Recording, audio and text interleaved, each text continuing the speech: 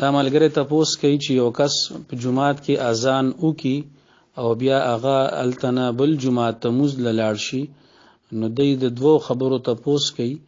یو دا چې د اذان وشو او کنه دوباره به اذان کول غواړي، او دویم دا چې دغه کس د پاره په دغه مسجد کې مسکول ضروری دي او کنه بل مسجد ته اومتلی شي.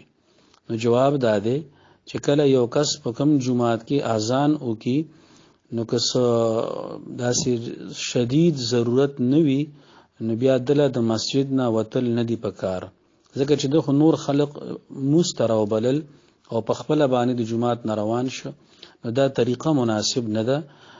کچره داسې وکړل نو اذان شوه دی، دوباره اذان ته ضرورت نشته. البته دغه کس له بهتر دادی پکار دادی چې په دغه مسجد کې منځو کې او بل جمعات ته مزله نزي. کچره مزله بل جمعات تلاړ نو منځي کیږي، البته کار غلط دی. او دویم دا چې دغه اذان شوه دی، دوباره اذان کولو ته ضرورت نشته.